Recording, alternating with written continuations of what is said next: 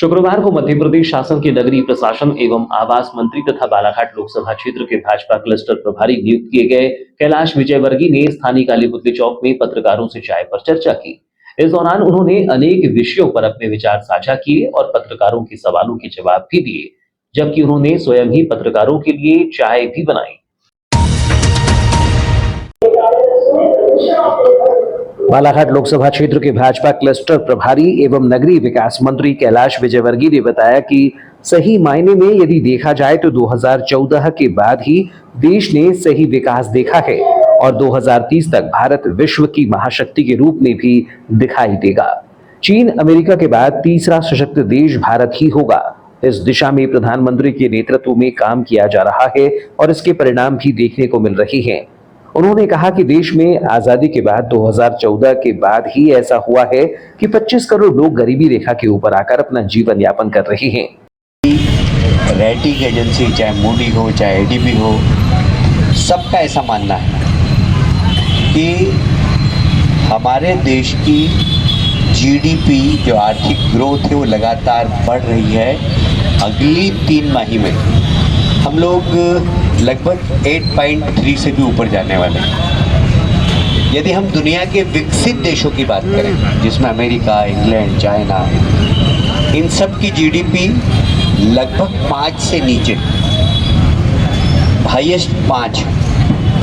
तो दुनिया के अंदर यदि किसी देश की आर्थिक वृद्धि हो रही है, इकोनॉमिक ग्रोथ हो रही है, तो वो भारत है। और यही रेटिंग एजेंसी का ऐसा मानना है कि 2030 तक भारत दुनिया की तीसरी आर्थिक शक्ति बन जाएगा। मतलब हमारा बजट साइज इतना हो जाएगा कि हम 2030 में हम जापान को भी पीछे छोड़ देंगे। कैबिनेट मंत्री ने चर्चा के दौरान कहा कि देश के प्रधानमंत्री को 2 चीजों से सख्त नफरत है। वे लगातार इसका विरोध करते हैं, एक परिवारवाद, दूसरा तुष्टीकरण।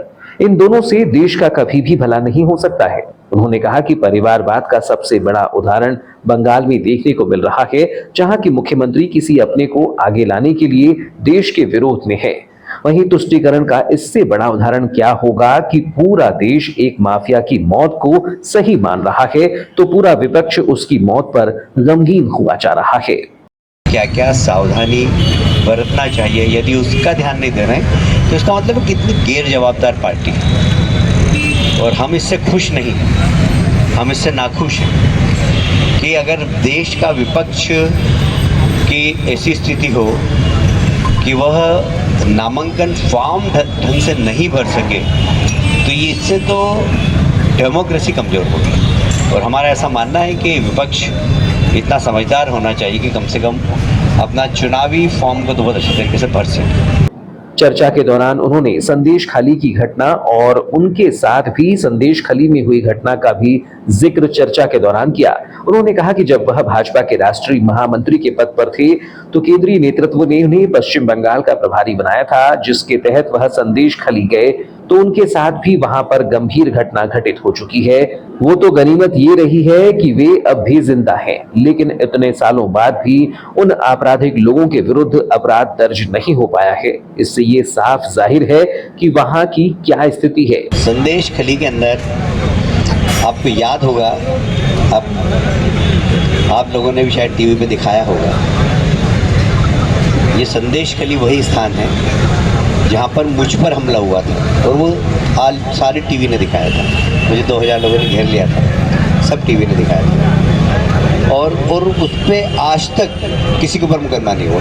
मेरी गाड़ी फोड़ दी, मेरे लोगों को मारा, मेरी सिक्योरिटी ने बचा लिया, पर आज तक किसी के ऊपर मुकदमा कायम नहीं हुआ। तो ये वहाँ पर हत्या होना, बलात्कार होना और रिपोर्ट नहीं लिखना, ये वहाँ की आम बात है।